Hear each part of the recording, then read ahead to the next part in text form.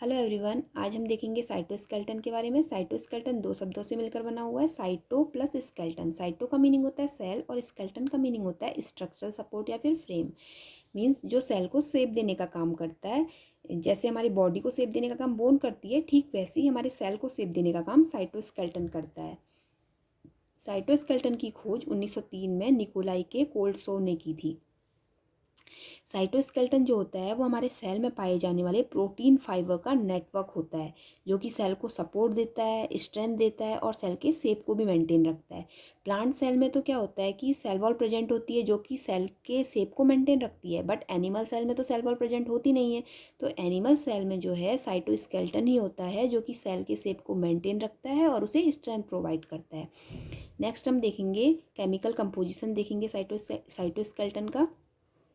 Cytoskeleton जो होता है वो प्रोटीन से मिलकर बना हुआ होता है, और वो कौन कौन सी प्रोटीन होती है? टिब्यूलिन, actin, myosin, tropomyosin and keratin protein.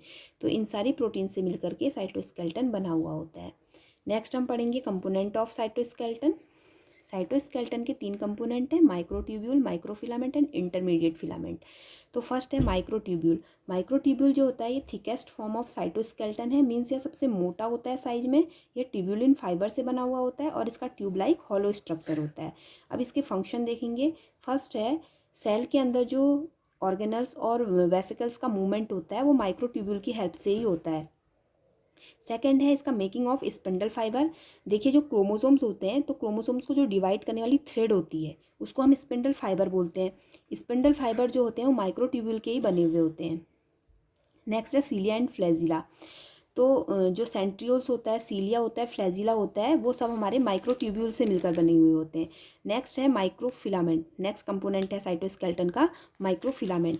Microfilament जो है ये थिनेस्ट फॉर्म होता है साइटोस्केलेटन का, मीन्स सबसे पतले होते हैं ये साइज में, और एक्टिन प्रोटीन से बने हुए होते हैं। इसका कार्य क्या है कि ये साइटोकाइनेसिस की प्रोसेस में हेल्प करता है। जब सेल डिवीजन के टाइम साइटोकाइनेसिस की प्रोसेस होती है तो उसमें हेल्प करता है माइक्रोफिलामेंट। नेक्स्ट इसका काम है कि सेल माइग्रेशन में हेल्प करता है, मीन्स सेल के मूवमेंट में हेल्प करता है। नेक्स्ट है सेल एक्सटेंशन में हेल्प करता है। सेल एक्सटेंशन में हेल्प करने से मतलब है कि जो हमारे डाइजेस्टिव सिस्टम होता है, तो डाइजेस्टिव सिस्टम में जो हमारी स्मॉल इंटेस्टाइन होती है, स्मॉल इंटेस्टाइन के सरफेस एरिया को ये बढ़ा देता है। तो स्मॉल इंटेस्टाइन के सरफेस एरिया बढ़ने से उसका ये बेनिफिट होता है कि हमारा फूड एब्सॉर्प्शन जो होता है वो अधिक हो पाता है। तो क्या करता है कि माइक्रोफिलामेंट जो है वो सेल एक्सटेंशन में भी हेल्प करता है। नेक्स्ट इसका लास्ट फंक्शन ये है कि ये मसल कॉन्ट्रैक्शन में भी हेल्प करता है।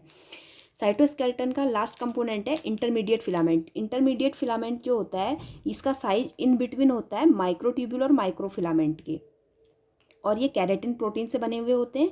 इनके कार्य है ये सेल को शेप प्रोवाइड करता है, सेल को शेप प्रोवाइड करने का काम करता है। और नेक्स्ट है सेल जंक्शन, मीन्स दो सेल्स को आपस में जोड़ने का काम करता है। Thanks for watching.